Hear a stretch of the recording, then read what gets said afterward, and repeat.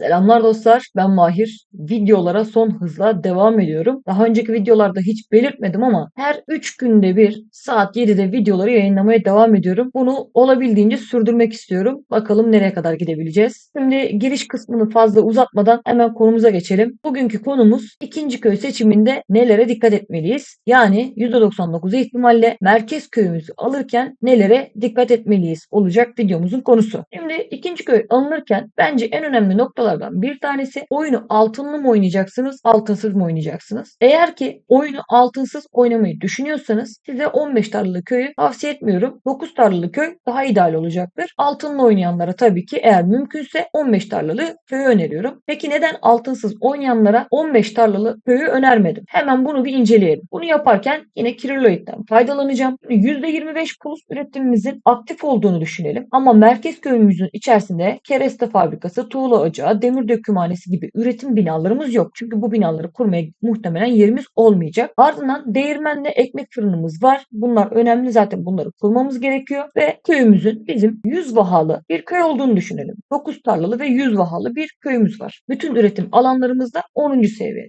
Şimdi 9 tarlalı bir köy için baktığımızda saatlik odun, tuğla, demir üretimimiz 1050 olarak karşımıza çıkıyor. Tahıl üretimimiz ise 7800. Eğer ki bu duruma 15 tarlalı bir köy için baksaydık odun, tuğla, demir üretimimiz saatlik 350, tahıl üretimimiz ise 13000 olacaktı. Oyunun bu esnasında 20. seviyeye sahip bir tane tahıl ambarımızın olduğunu düşünelim. Bu tahıl ambarımız 80.000 kapasiteye sahip ve bizim üretimimiz yaklaşık 13.000 civarlarında. Tahıl ambarımız bizim yaklaşık 6 saatte dolacak anlamına geliyor bu. Yani biz her 6 saatte bir bu tahılı doğru bir şekilde kullanabilmek için NPC yapmak zorundayız. Bu da günlük yaklaşık 4 adet NPC'ye, o da günlük 12 altına tekabül eder. Diyelim ki biz bu aşamada bu altından kâra geçmek için 2 tane tahıl ambarını 20. seviye yaptık diyelim. Kapasitemiz ise 160.000 oldu. Böyle bir durumdaysa günde 2 defa NPC yapmamız gerekir. Bunlarla da sınırlı kalmıyor. NPC yaptığımızda gelen kaynakla biz tekrardan üretim basacağız ve biz üretim bastıktan sonra hızlı bitirden de faydalanmamız gerekecek. Diyelim ki ilerledik ve üretim alanlarımız 13. seviyelere kadar geldi. Gördüğünüz gibi bu defa saatlik üretimimiz 32.000'lere kadar geldi. Ve bu esnaya geldiğimizde de toplamda 4 adet tahıl ambarına sahip olduğumuzu düşünelim. Yani kapasitemiz 320.000 oldu. Her 10 saatte bir yine NPC yapmamız gerekiyor. Yani yine günde 2-3 arasında NPC'ye ihtiyacımız var. Hal böyle olduğunda çok altın harcıyoruz. Şimdi buraya hemen bir de es vereyim. Diyeceksiniz ki bizim askerimiz de olacak bu aşamada. Hani 32.000 tahılın belki de 15.000'ini, 16.000'ini askerlerimizi beslemek için kullanıyor olacağız. O yüzden bu kadar çok sık NPC yapmamıza gerek kalmaz. İçin özeti şu: oyunun bu safhasında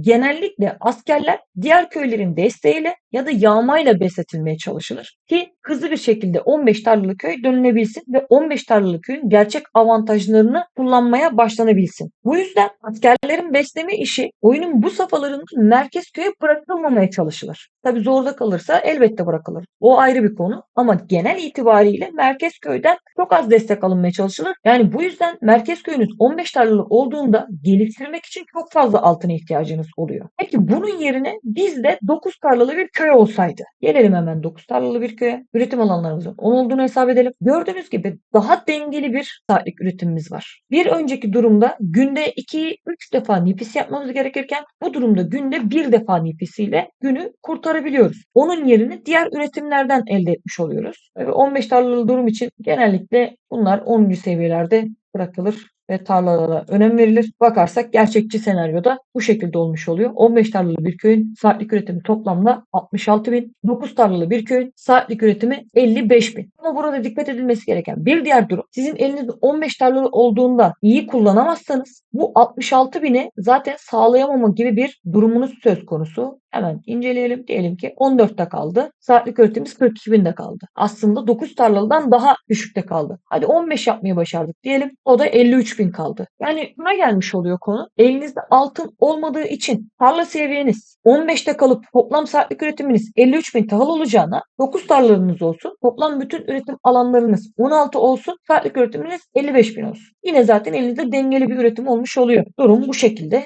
Bu benim düşüncem. Altınsız bir şekilde 15 tarlalı köy oynanmazdı demiyorum bu arada. Oynanır. Onun dengesi çok iyi bir şekilde kurulduğu takdirde, faydalanılabiliyorsa da o durumda tabii ki de oynanır. Ama tercihen bence böyle olması daha mantıklı olur. bana daha mantıklı geliyor. Altınsız oynayacak olsam 15'te beni zorlar. O yüzden 9'a yürürdüm mesela ben. Bir diğer konumuzsa bence diğer en önemli olan konulardan bir tanesi bu. Ortak vaha durumu. Sizin almayı planladığınız vahayı bir diğer tarlalı köy görüyorsa bu duruma ortak vaha diyoruz. O vaha her iki tarafın ortak vahası olmuş oluyor. Şimdi öncelikle ortak vaha kontrolü nasıl yapılır? Ona bakalım. Ardından ortak vahayla karşılaştığımızda neler yapabiliriz? Neler yapmalıyız? Ona bakalım. Şimdi bunu kontrol etmenin en pratik yolu harita üzerinden tek tek kontrol etmektir. En temiz yöntemi budur. Örnek verelim. Bu noktadaki köyün 15 tarlalı bir köy olduğunu düşünelim. Biz hangi vahaları alabiliriz? 7 çarpı 7'mizdeki birinci birimim zaten kendimizden başladı. Yukarıya doğru 1, 2, 3, aşağıya doğru 1, 2, 3. Sola doğru 1, 2, 3. Sağa doğru 1, 2, 3. Biz bu alan içerisindeki kalan vahaları köyümüze alabiliriz. Burası bizim 15 tarlalık köyümüz. Almayı düşündüğümüz 15 tarlalık köy. Almayı planladığımız vahalarsa zaten burada belli 3 tane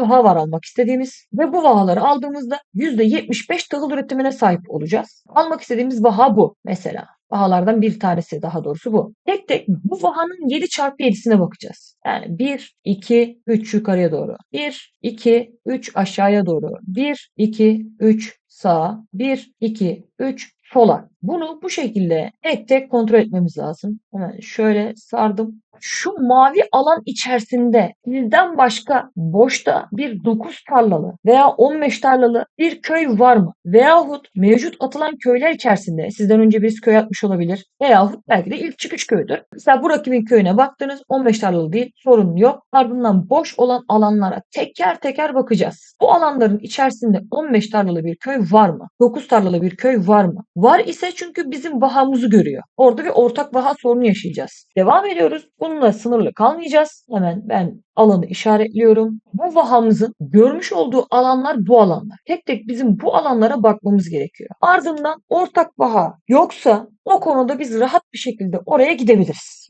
Bunu yapmanız gerekiyor. Neden yapmanız gerekiyor? Oyunun belki de 5.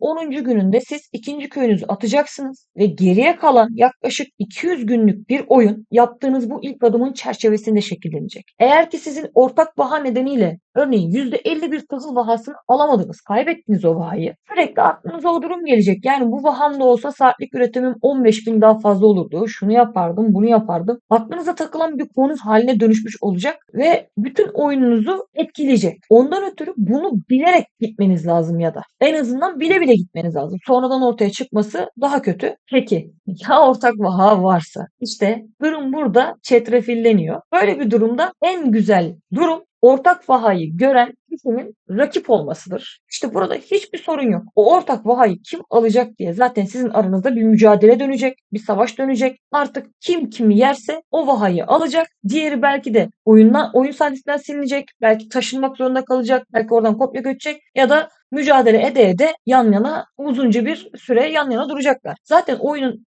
amacı da bu. Mücadele etmek. Yani oyunun amacına uygun bir durum bu. Oradaki sizin savaşmanız oyunun amacına tamamen uygun. Mentalitesine uygun bir durum. Peki dost oyuncu ortak vahanızı görüyorsun. İşte burada sıkıntılar çıkmaya başlayacak. Dost oyuncu diyelim ki ortak vahanızı görüyor. O sizden önce oraya köyünü atmış. 15 tarlalı %100 vaha. 50 tarlalı vahada ortak olduğunu düşünelim. İkiniz de bu vahayı almak istiyorsunuz. Mesela siz bunu alacaksınız. Buradaki vahayı alacaksınız ve toplamda 100 vahaya sahip olacaksınız. Sizin müttefikiniz yani dost oyuncunuz bu vahayı alacak. Bir de vaha icat ettim kendim.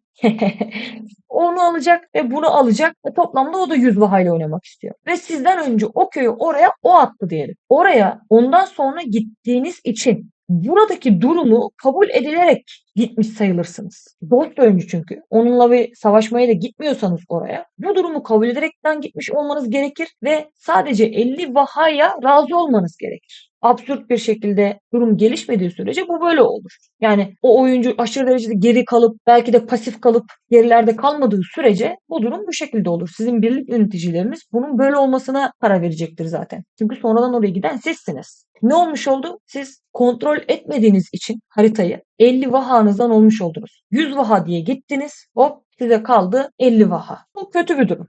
Peki ya şöyle bir senaryo olsaydı? Siz dediniz ki ben altınsız oynayacağım. O yüzden 9 tarlalı bir köy alayım. Benim için daha iyi. Geldiniz buradaki 9 tarlalı köyü aldınız. Bu köy 9 tarlalı olsun. Ve amacınız 9 tarlayla %100 vahayla oynamak. Sizin ardınızdan Lost oyuncu da buraya geldi. 15 tarlalı köyünü aldı. Ve onun amacı da 15 tarlada %100 tarlayla oynamak. Şimdi birlik yöneticileriniz burada sizin ilk önce gelmiş olmanıza bakmayacak. Diyecekler ki bu vaha 15 tarlalı köyde kalmalı. Siz yine 100 vahayla oynamayı hesap ederken 50 vahaya düşmüş olacaksınız. Zaten 9 tarlalı oynuyorsunuz. 100 vaha istiyorsunuz en azından ama 50'ye düşüyor. Bütün oyun zevkiniz kaçacak diyebilirim. Hoş değil. Peki neden 15 tarlalı olana verdiler? 15 tarlalı köyde %100 bonus açıldığında bu şu anlama geliyor. 15 çarpı 2 30. Sanki toplamda 30 tane tarlanın üretimi varmış gibi oynayacak o oyuncu. Peki sizin 9 tarlanız var. 9 kere 2 18. Siz fazladan 9 adet tarla bonusu kazanmış olacaksınız. Yani sizin müttefikiniz sizin elde ettiğiniz kardan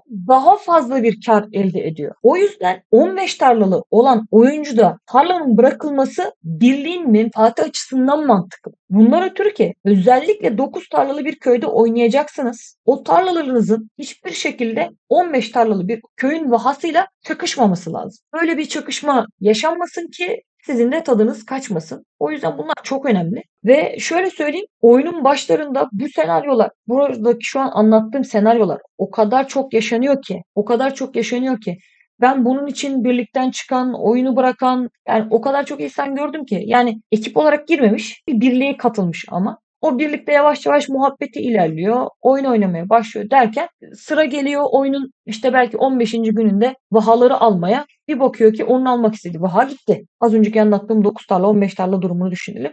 O oyuncuya mesaj atıyor. Bu vahayı ben alacağım. O diyor ki olmaz. Birlik öncesinde mesaj atıyor. O durumu inceliyor. Diyor ki 15 tarlalıda kalması daha mantıklı. 9 tarlalıya sahip olan oyuncu da diyor ki niye? Niye ben alamıyorum? Ve benim zaten 9 tarlam var. Onun 15 tarlası var. Niye ben hak edemiyorum bu vahayı diyor. Ama işte orada birlik menfaati söz konusu olduğu için maalesef 9 tarla geride kalmış oluyor. O yüzden ortak vaha konusu çok önemli. Şimdi bundan daha da uyuz bir durum daha söz konusu. O da ortak vahayı gören oyuncunun tarafsız bir durumda olması. Bu ne demek? Yani sizin katıldığınız birliğin direkt rakibi olan bir birlik vardır. Savaştasınızdır. Bu sizin zaten direkt rakip oyuncunuz. Aynı birlikte olduğunuz oyuncu sizin dost oyuncunuz. Ama ya tarafsız oyuncu. Siz gidiyorsunuz ortak vaha olmasına rağmen o köyü alıyorsunuz ve diyorsunuz ki sonuçta bu rakip tarafsız ve ben bununla savaşabilirim. Ama aradan 10 gün geçiyor. Sizin ittifak yöneticileriniz diyor ki biz filanca birlikle dost olduk. Server sonuna kadar beraber oynayacağız. Aldık mı yine başa belayı? Yani siz rakip olaraktan görüyordunuz o oyuncuyu ama bir anda dost oyuncuya dönüştü. Şimdi bir tarafta diyelim ki iki birliklik bir siz varsınız. Karşı tarafta toplam 2 birliğe sahip yeni müttefikiniz olan birlik var. Toplamda da birliklerde 100 oyuncu 100 oyuncu olsun. Toplam bu 200 oyuncu artık server sonuna kadar beraberce bir oyun oynamak istiyor. Sizin oradaki iki kişi arasındaki yaşanan problem bu 200 kişinin totalinde çok küçük bir soruna dönüşüyor. Ve o yüzden az önce anlattığım dost oyuncularla olan ortak vaha konusu nasıl ele alınıyorsa bu durumda bu defa o şekilde ele alınıyor. Bu şekilde ele alındığı için siz yine almayı planladığınız vahanızdan oluyorsunuz. Lafın özeti bu ortak vaha konusu çok çetrefilli bir konu. Mümkünse tek tek arayın. Gittiğiniz köyün ortak vahası kimseyle olmaz. Mümkünse kimseyle ortak vahanız olmaz. Bu çok önemli. Gerçekten önemli. Gördüğünüz gibi deminden beri anlatıyorum. Neler neler çıkıyor karşımıza. Gerek var mı bu tarz problemler içine girmeye? Bence hiç gerek yok. Ortak bağ problemleri bu yüzden çok önemli. Bu konuların daha da böyle çeşitlenmesi, kıldırgıcı problemlere dönüşmesi de mümkün. Sizin dost diye düşündüğünüz bir oyuncu bir bakıyorsunuz 10 gün sonra birlikten çıkmış, rakip birliğe girmiş. Hayda. Yani sizin birlik yöneticilerinizin yapmış olduğu vaha dağılımının da bir önemi kalmıyor. Bir bakıyorsunuz ki artık yani yakınınızda bir rakip oyuncu var. Rakip oyuncuyla vaha konusunu çözmeniz gerekecek pozisyona kalıyorsunuz. Hal böyle olduğu için ortak vaha konusu çok önemli. Bir diğer önemli konuysa oyuna nasıl katıldığınız. Yani bir ekiple mi katıldınız? Yoksa yalnız katıldınız ama ikinci köylerinizi atmadan önce hemen bir birliğe dahil oldunuz mu? Olmadınız mı? Bunlar çok önemli. Eğer ki bir ekibinizle beraber katıldıysanız ve ekibinizin toplanmak istediği bir nokta varsa bunlara uymak az önceki saydığımız birçok şeyden daha önemli. Çünkü bu oyun birlikte oynanan bir oyun. Şimdi şöyle uzaklaştıralım. Mesela bizim birliğimizin bu serverda toplandığı alanı görüyorsunuz. Bu maviler bizleriz. Bu alana bizim birliğimiz genellikle toplandı. Bazı uzak noktalarda da öbekler oluşturduk. Bizim buradaki bir arkadaşımız gelip de deseydi ki şurada bir tane 15 tarlalı köy var. Ben bu 15 tarlalı köye geleceğim deseydi. 15 tarlalı köyün isterse %150 vahalı olsun artık bir önemi kalmadı. Neden? Bizimle birlikte oynamıyor çünkü. Bu çok uzakta. Ha, bu plan doğrultusunda yapılırsa olabilir. Belki bazı planlarınız vardır. Çeşitli planlar olabilir. O doğrultuda yapılıyorsa olabilir. Ama siz tamamen tarlalı köyü almak için birliğinizden uzaklaşırsanız problemler yaşayabilirsiniz. Ne gibi? Destek alamazsınız. Saldırırken de savunurken de destek alamazsınız. Yalnız kalırsınız. Onlara size desteğe gelmesi çok zor olur. Hani gelmeye çalışırlar belki. Saldırı yönünden de savunma yönünden de yardımcı olmaya çalışırlar belki ama aranızda diyelim ki burada gördüğünüz gibi bayağı uzun mesafeler var. Zor olur. Çok ilerleyen zamanları beklemeniz gerekir. Örneğin buradan çıkıp da size taburaya saldırı göndermesi birinin çok ilerleyen zamanlarda olur. Oyunun erken aşamalarında herkes kendi çevresindeki rakipleri temizlemekle meşgul olacak çünkü. O yüzden Tarlalı Köy için sizin birliğiniz buraya yerleşiyorken sizin buraya yerleşmeniz mantıklı olmayabilir. Yani ondan ötürü ikinci köy seçiminde bir diğer önemli konuysa ekibinizin neler yaptığı. Ekibinize ayak uydurmak çok önemli. Gerekirse ekibinizle birlikte oynayabilmek için Tarlalı Köy konusunda fedakarlık yapmanız gerekebilir. Veya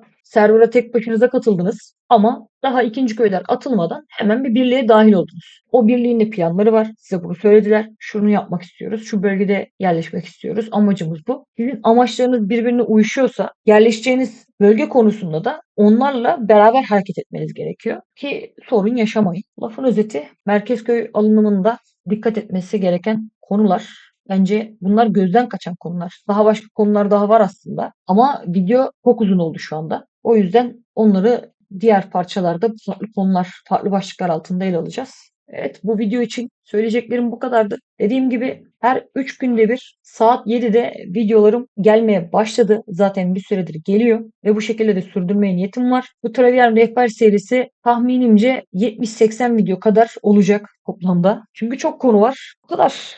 Sürçülisan ettiysem affola. Sağlıcakla kalın.